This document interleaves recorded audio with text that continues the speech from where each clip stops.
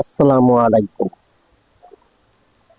হঠাৎ করেই হঠাৎ করে বললে ভুল হবে। এটা অনেকদিন যাবৎ সরকার পরিকল্পনা করছে। রিক্সা বন্ধ করার একটা চিন্তা ভাবনা করতেছে, অটো রিক্সা বন্ধ করার একটা চিন্তা ভাবনা করতেছে। রাজধানী থেকে ব্যাটারি চালিত অটোরিকশা বন্ধের সিদ্ধান্ত নিয়েছে সরকার। সরকারের দাবি, এতে করে সড়কে ফিরবে শৃঙ্খলা, কমবে যানজট। আবার অনেকে বলছেন এটি একটি সময় উপযোগী সিদ্ধান্ত। আবার অনেকে বলছেন এতে করে চরম ভোগান্তিতে পড়তে হবে সাধারণ জনগণের এবং চালকরা পড়বেন জীবিকার সংকটে। তবে রাজধানীবাসী কি ভাবছেন, কি তাদের প্রত্যাশা, কি তাদের মতামত, সেই বিষয়ে তাদের কাছ থেকে জানবো আজকের জনতার জরিপে। জি, ওনার এই কথা অনুযায়ী, অর্থাৎ ওনারা একটা জরিপ করেছে। সেই জরিপে সাধারণ জনতা কি ভাবতেছে তার একটা সাক্ষাৎকার তারা নিয়েছেন। তো ওনার কাছে সাক্ষাৎকার দেবার মতন সৌভাগ্য তো আমার হয়নি। তাই আমি আমার তরফ থেকে সাধারণ জনগণ হিসেবে আমি আমার মন্তব্যগুলো তুলে ধরছি। সোহানী সিফা ম্যাডাম একটি আন্দোলন করে যাচ্ছেন, সেটা হচ্ছে হকার হটাও। তবে উনি একটা বিষয়েই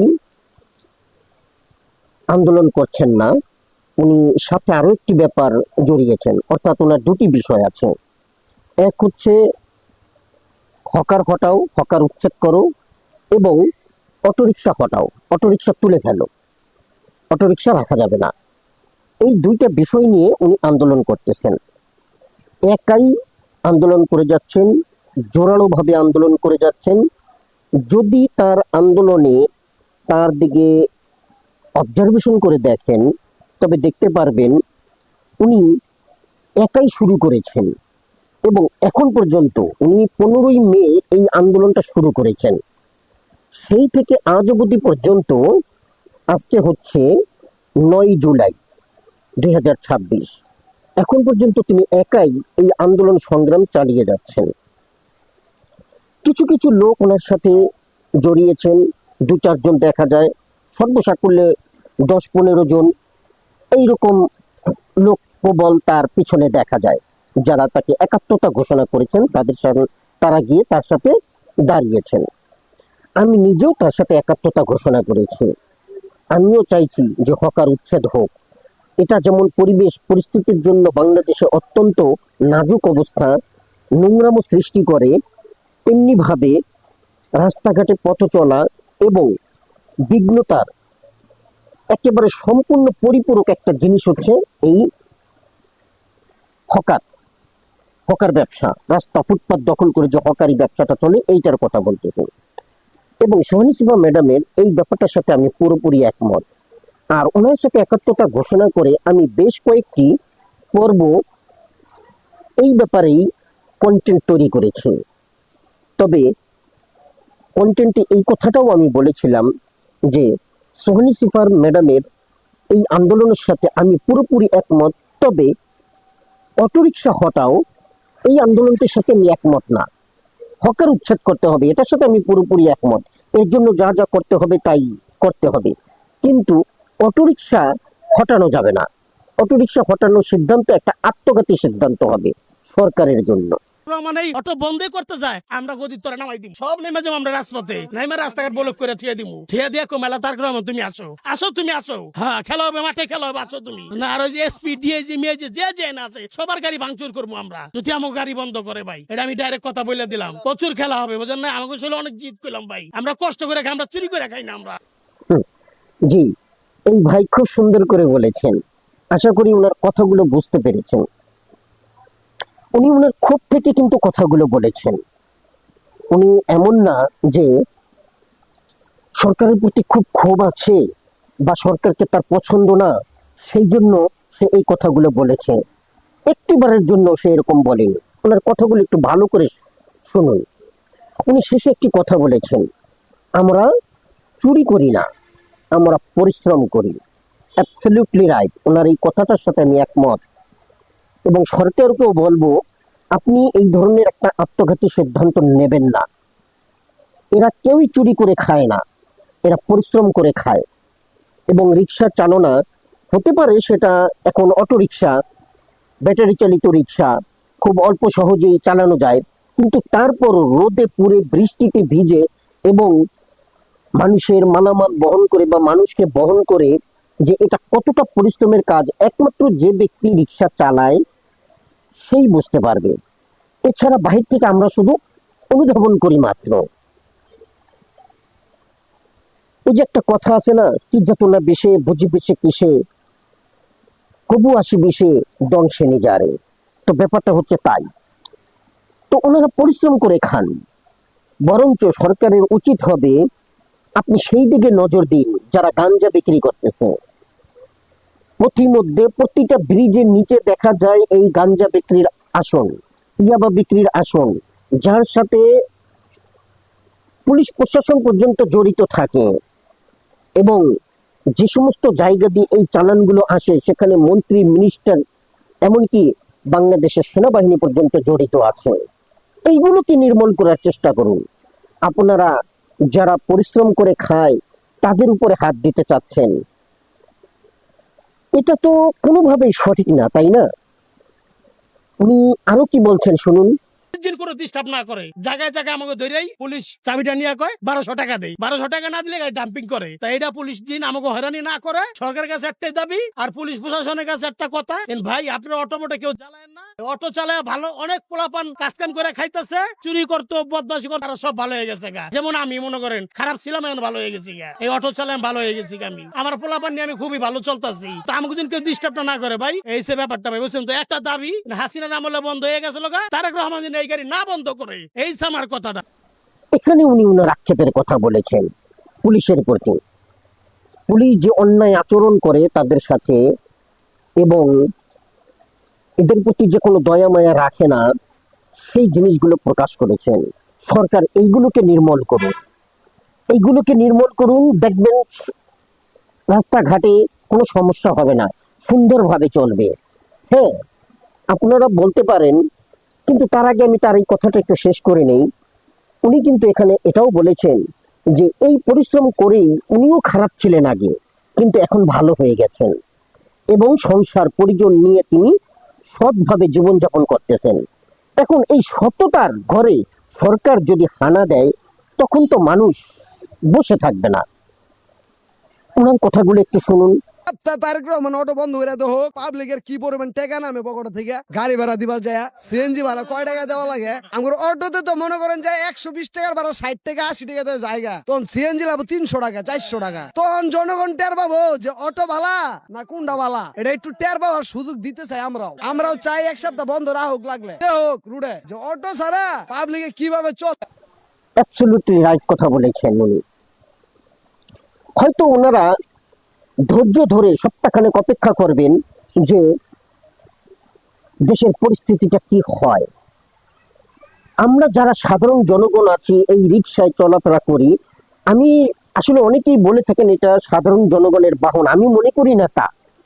বরঞ্চ আমরা সাধারণ জনগণের চেয়ে, আমরা তো সাধারণ জনগণ যখন একান্ত না পারি তখন কোনো জায়গায় যাওয়ার জন্য বা দূরে কোথাও যাওয়ার জন্য, আর্জেন্ট কাজে যাওয়ার জন্য আমরা এই বাহনটি ব্যবহার করে থাকি। কিন্তু যাদের পয়সা আছে, যারা ধনবান, তারা আরো বেশি ইউজ করেন এটা। এমনকি যাদের গাড়ি আছে, মার্সিডিজ গাড়ি আছে কিংবা প্রাডো গাড়ি আছে কিংবা জিপ গাড়ি আছে, প্রাইভেট কার আছে, এরাও এই যে বানগুলো আরো বেশি ব্যবহার করে। সেটা কিভাবে? যে কোনো একটা প্রয়োজনে তারা যদি 10 মিনিটের পথ যায় বা 5 মিনিটের পথ যাওয়া লাগে, সেই পথটি তারা এই রিক্সাই বহন করে, অর্থাৎ এই রিক্সাতেই ক্যারি করে। এই রিক্সা ছাড়া তখন তারা আর কিছু বোঝে না। এমন জায়গায় হয়তো আছে, হয়তো তাদের গাড়ি যায় না, তখন এই রিক্সাই তাদেরকে ব্যবহার করতে হবে। 2 মিনিট হলেই হয়তো সেখানে এসে চলে যাবে, কিন্তু তার পয়সার দাপটে সে ওই রিক্সায় করে যাচ্ছে। এখন সে তো তার পয়সার দাপটে রিক্সায় করে যাচ্ছে, কিন্তু যে ব্যক্তি রিক্সা চালাচ্ছে তার জন্য কত ফায়দা হচ্ছে আপনি বুঝতে পারছেন? তার একটা কর্মসংস্থান হয়েছে। সেই কর্মসংস্থানের দরুন, যেটা আগেই বলেছেন এক ভাই, যে এই পয়সার কারণে সৎভাবে তার সংসার চালাতে পারতেছেন। যার ফলে সরকার এই ধরনের আত্মঘাতী সিদ্ধান্ত নেবেন না। আমি অনুগ্রহপূর্বক বলবো, এই রিক্সা আপনারাই এক সময় আমদানি করেছেন, আপনারাই ব্যবসা করার জন্য এই দেশে প্রচলন ঘটিয়েছেন, অথচ আজকে রিকশার সংখ্যা আধিক্যতা বেড়ে গেছে বলে আপনারা এটাকে বন্ধ করতে চাচ্ছেন, এবং সাথে তাদেরকে অনেকেই বলেন যে তাদেরকে একটা বিকল্প কাজের ব্যবস্থা করে দিতে। Absolutely not. সরকার কোথা থেকে তাদের বিকল্প ব্যবস্থা করবে? এরা না পড়ালেখা জানে, অনেকেই, বেশিরভাগের অনেকেই আছে পড়ালেখা জানে, অনার্স পাস ছেলেও এখন রিক্সা চালায়, কিন্তু বেশিরভাগ লোক এখনো পড়ালেখা জানে না বা তারা অন্য কোনো কাজ করতে পারে না। এই কাজ করেই তারা জীবন ধারণ করে। এদেরকে আপনি কি কাজ দেবেন? এদেরকে আপনি কি কর্মসংস্থান দেবেন? এরা এই রিক্সা চালিয়ে মাসে 30-35 হাজার টাকা ইনকাম করে। এমন একটি লোককে আপনি কি কর্মসংস্থান দেবেন? একটা গার্মেন্টসেও তো তাকে 30 হাজার টাকা বেতন দেবেন না, তাহলে উনি কেন সেই গার্মেন্টসে যাবেন? তিনি পরিশ্রম করে সংসার চালাচ্ছেন, কাজ করতেছেন। এইখানে কারো হাত দেওয়া ঠিক হবে বলে আমি একজন সাধারণ জনগণ হিসাবে মনে করি না। এটা হবে সরকারের একটা আত্মঘাতী সিদ্ধান্ত। বরং এটাকে ডেভেলপ করার চেষ্টা করুন। যে সাংবাদিক ভাই সাধারণ জনগণের মতামতের একটা জরিপ করতেছেন, তিনি অনেকের সাক্ষাৎকার নিয়েছেন। আসুন আমরা সেই সাক্ষাৎকারগুলো একটু শুনি। মনে হয় যে ব্যাটারি চালিত রিক্সা সহ সকল গাড়ি ঘোড়া কিন্তু সুন্দরভাবে চলতে পারবে এবং মানুষেরও কোনো সমস্যা হবে না, পাশাপাশি ব্যাটারি চালিত রিক্সার যে শ্রমিকেরা তাদেরও আয় রোজগারের কোনো সমস্যা হবে না। In my opinion I feel like এটা মানে একটা কন্ট্রোলে আনা দরকার সব, কারণ এটা র্যান্ডম জায়গায় এমন জায়গায় পার্ক করে যে মানে সাধারণ জনগণ হাঁটাচলা করতে পারে না। অটো চালিত রিক্সা পুরোপুরি ব্যান না করে দিয়ে একটা কন্ট্রোলে আনা দরকার। মূল রাস্তার মধ্যে যদি অটো রিক্সা এবং এই রিক্সাগুলো আসে, অ্যাক্সিডেন্টের সম্ভাবনা থাকে অনেক বেশি, এবং এই রিক্সাগুলোর কারণে জ্যামের যে একটা অবস্থা হয়, জ্যামটাও প্রচুর পরিমাণে বাইরে যায়। যানজটের একমাত্র কারণ হলো 18 কোটি মানুষের মধ্যে 3-4 কোটি মানুষ ঢাকা শহরে থাকে। যানজটের কারণ ব্যাটারি চালিত অটোরিকশা। ব্যাটারি চালিত অটোরিকশা যখন আবিষ্কার হয় নাই বা ঢাকা শহরে ছিল না, তখন কি যানজট আসছিল না? যদি 20 লাখ যদি রিক্সা শ্রমিক হয়, অটো রিক্সা শ্রমিক হয়, তার সাথে জড়িত আছে কিন্তু তার পরিবার এবং অনেকজন, অর্থাৎ এর সাথে একটা ব্যাপক একটা ইনফর্মাল ইকোনমি জড়িত। আপনি এটাকে উড়াই দিতে পারেন না। এই যে ব্যাটারি চালিত অটোরিকশা, এটা সবগুলা রিক্সা হলো বাংলাদেশের একটা ইনোভেশন। বাংলাদেশের যে লোকজন যারা এটা বানাইছে, মেকার, এটা হলো বাংলাদেশের মেকার যারা, তারা একটা বিজ্ঞানী, তাদের বিজ্ঞানীদের এটা হলো ইনোভেশন। অটো রিক্সা যখন ব্যাটারি আমদানি হয়, এটা কি অটো রিক্সাওয়ালাদের কোনো সামর্থ্য ছিল না। অর্থাৎ একটা গোটা কয়েক ব্যবসায়ী শ্রেণী, তারা হচ্ছে ব্যবসা করা শেষ, অটোরিকশা আমদানি হচ্ছে চায়না থেকে, নানা জায়গা থেকে, এই ব্যবসা চলমান, আপনি নামাইছেন, আপনি কর্মসেক্টরে ঢুকাইছেন, এরপর হুট করে আপনি তাদের উচ্ছেদ করবেন, এটা হতে পারে না। আপনি বিকল্প কর্মসংস্থান না দিয়ে, তাদের জীবনযাপনের একটা বিকল্প রাস্তা তৈরি না করে আপনি তাদেরকে একতরফাভাবে উচ্ছেদ করতে পারেন না। আমরা AI ক্যামেরা লাগাইছি, অথচ আমরা সিগন্যাল পড়লে আমরা দাঁড়ায় থাকি, ওরা আমাদের সামনে দিয়ে চলে যায়। ওদের কোনো নাম্বার প্লেট নাই, ওদের কোনো লাইসেন্স নাই, এদেরকে ট্রাফিক কোনোভাবে কিছু করার মতন, ধরার মতো এর কাছে কোনো ব্যবস্থাই নেই। বা এই অটো রিক্সা আপনার উঠাই দিলে সবচেয়ে ভালো হয়। এই দিন রাস্তায় গাড়ি ঘোড়া আমরা ঠিক মতন চালাইতে পারি না, এরা কোনো সিগন্যাল মানে না, উল্টা পাল্টা চালা। তারপরে এদের আপনি সরকারে দেখেন, এরা বিদ্যুতের বিলও সরকারকে ঠিক মতন দেয় না, সব চোর আলাইন। আমাদের গ্যারেজ আছে, গ্যারেজে যাইলে দেখা যায় কেউই তো সিগন্যাল মানে না। বাংলাদেশের কোন ড্রাইভারের লাইসেন্স সঠিকভাবে নেয় বলেন তো? সবাই টাকা দিয়ে লাইসেন্স নেয়। কেউ কি লাইসেন্স ঠিকভাবে নেয়? যারা ট্রাক চালায়, বাস চালায়, বাস যারা চালাইতেছে, এগুলো একটা কোনো ফিটনেস চালায় বাস আছে? আপনি জেডের দিকে তাকাবেন, সেটাতেই সমস্যা। রাস্তা কোনোটা ঠিক আছে, এই যে এখানে শাহবাগ মোড়ের রাস্তা দেখেন কি অবস্থা, খাবলা তোলা। যা বাংলাদেশের যেই সেক্টরে তাকাবেন ওই সেক্টরেই সমস্যা। তবে এটা যদি নিয়ন্ত্রণ করা সম্ভব হয়, যদি ড্রাইভারদের প্রশিক্ষণ দেওয়া হয়, বা এই অটোরিকশাগুলো যদি কোনো নিয়ন্ত্রণ থাকে, প্রোডাকশান এবং রাস্তায় চালানোর যে নিয়ন্ত্রণ, এটা যদি থাকে, তাহলে অনেক মানুষের অনেক উপকার হয়। যেমন টাইম সেভ হয়, বা এটার যদি আলাদা কোনো রোডের নীতিমালা থাকে, সেই অনুসারে চালাইতে পারে। যদি ওদের কর্মসংস্থানের বিকল্প কর্মসংস্থানের ব্যবস্থা না করা হয়, তাহলে অটোরিকশা তুলে দেওয়ার ব্যাপারটা আমি খুব ভালো চোখে দেখছি না। ধরেন আমরা যদি শর্ট একটা জায়গায় যেতে চাই, যেমন ধরেন টিএসসি থেকে নীলক্ষেত, এখন এই শর্ট জায়গায় যাওয়ার জন্য কোনো বাস বা কিছু নেই, তো সেই জন্য হচ্ছে যদি ফুল সিটিটাকে একটা শাটল সার্ভিসের আন্ডার আনা যেত, মানে প্রত্যেকটা জায়গা থেকে, ধরেন যে আমাদের ঢাকা ইউনিভার্সিটিতে যেমন শাটল আছে, সেরকম শাটল যদি ফুল সিটির মধ্যে করা যেত, যে এখান থেকে এখানে একটা ফিক্সড ভাড়া থাকবে, মানুষ এখান থেকে একবারে যাবে আসবে একটা টাইম শিডিউল মেনে। সেক্ষেত্রে এটা বলতে পারি যে কার্যকর হবে। রিক্সা অটো উঠাই দিলে জ্যাম কমবে। অন্য কিছু যদি সরকার কোনো কিছু ব্যবস্থা করে এটার পরিপ্রেক্ষিতে, যেমন বাসের যে জিনিসটা আমরা এটা সচরাচর পাচ্ছি না, একটার মধ্যে এমন আছে 40 জন যাত্রী ধরে, ওটার মধ্যে 60 জন 70 জন উঠতেছে। তো ওই ক্ষেত্রে আমরা রিক্সা ব্যবহার করতে, যদি উঠাই দেয় তাহলে এটার পরিপ্রেক্ষিতে যদি কোনো কিছু সরকার আরও ভালো একটা পদক্ষেপ নেয়, যে এটা না আমরা এটা বাদ দিয়ে ভালো কিছু করব, ওকে আমি এটা নিয়ে একমত আছি। যদি অটো রিক্সা উঠায় দেয় অনেকজন বেকার হয়ে যাবে, অনেক ম্যাক্সিমাম লোক এখন অটো চালায়। অটো রিক্সা তুলে দাও না, অটো রিক্সার চলাচল সীমিত করা হচ্ছে।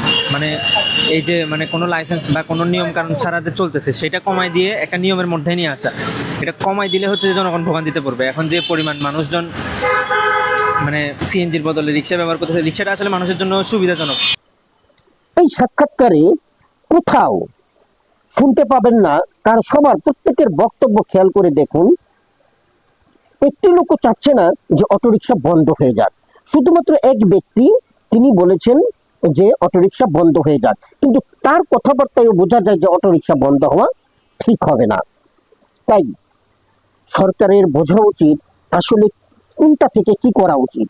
এই রিক্সাগুলোকে যদি এই মতামতের জরিপটাও আপনারা লক্ষ্য করেন তাহলে দেখতে পারবেন, একটু ডিপলি থিঙ্ক করেন তাহলে বুঝতে পারবেন, যদি রিক্সাগুলোকে কন্ট্রোলিং পাওয়ারের মধ্যে চালানো যায়, তাদেরকে শৃঙ্খলের মধ্যে চালানো যায়, যেমন ফর দ্যাট এক্সাম্পল আমি বলি, সেনাবাহিনী এরিয়াতেও কিন্তু রিক্সা চলে, নিকুঞ্জতেও রিক্সা চলে, অথচ সেখানে কোনো প্রবলেম হচ্ছে না, সেখানে কোনো যানজট হচ্ছে না, রিক্সাওয়ালাদের সাথে কারো কোনো বাদ বিতণ্ডাও হচ্ছে না।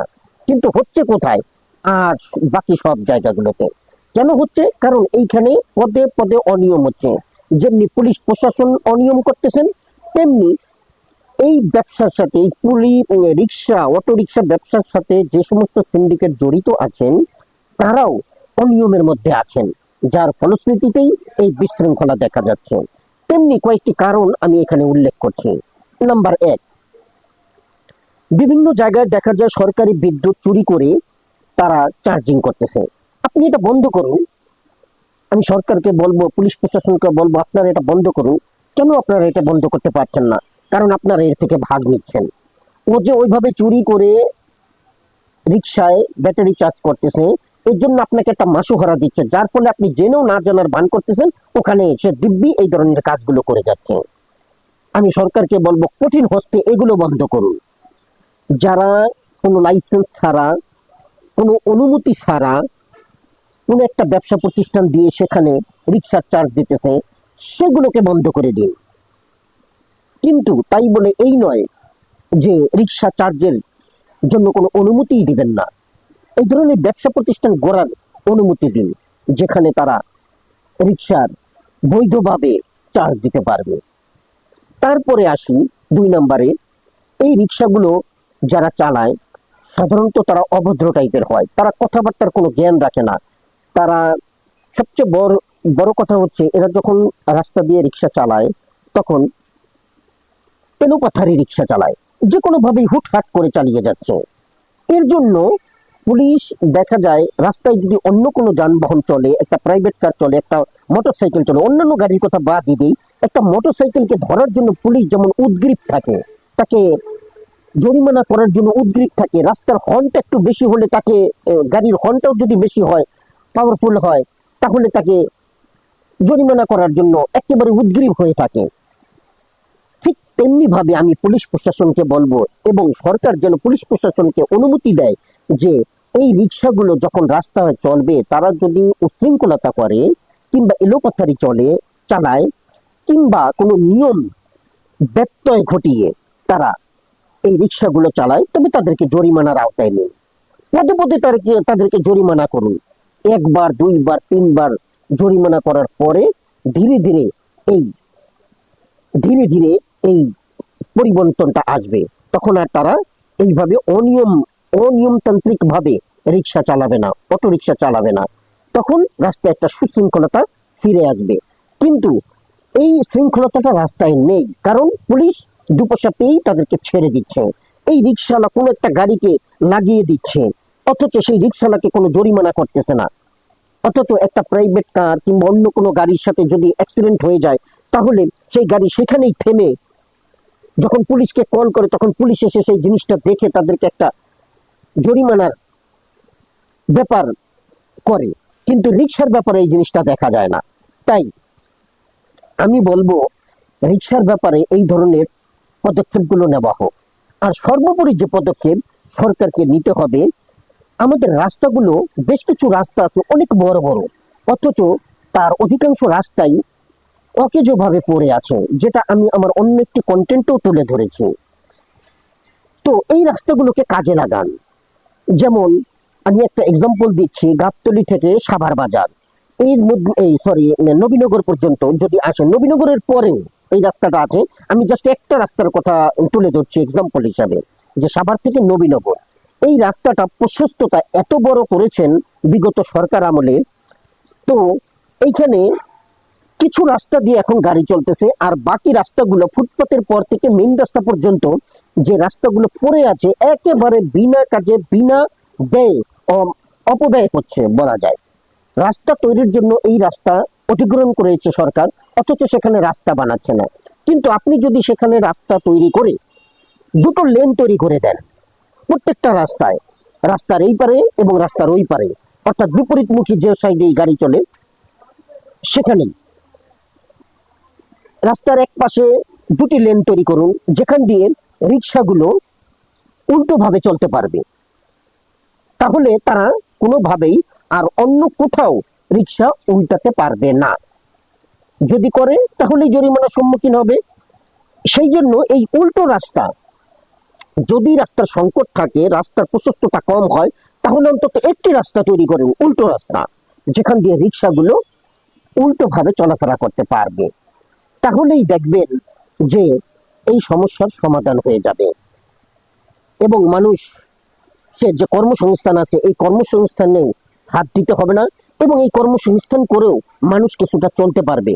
কিন্তু আপনি যদি আজকে এদের এই কর্মসংস্থানে হাত দেন, অর্থাৎ সরকারকে বলবো যদি এই রিক্সা, অটো রিক্সা বন্ধ করার চিন্তা ভাবনা করেন, দেশে একটা অস্থিতিকর পরিবেশ সৃষ্টি হবে।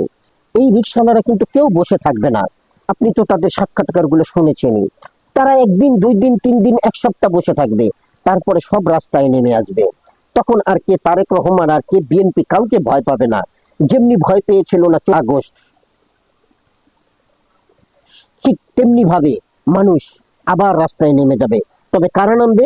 এই শ্রমজীবী মানুষগুলো, তাদের বেঁচে থাকার তাগিদে।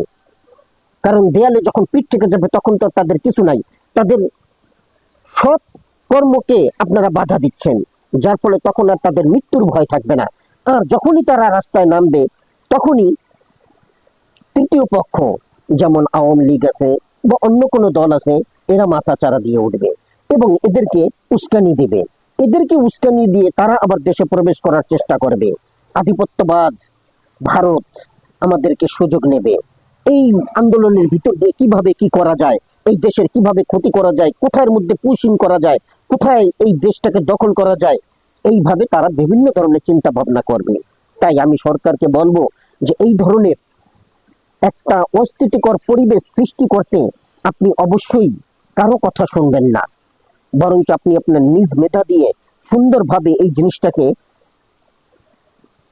জিনিসটাকে একটা শৃঙ্খল পথে আনার চেষ্টা করুন। এদেরকে হটিয়ে নয়, এদেরকে রেখে, যেভাবে হোক এদেরকে রেখেই ধীরে ধীরে ধীরে ধীরে এই জিনিসটার সম্প্রসারণ ঘটান এবং এটা কন্ট্রোলে আনার চেষ্টা করুন, কিন্তু বন্ধ করে নয়। ধন্যবাদ। আসসালামু আলাইকুম।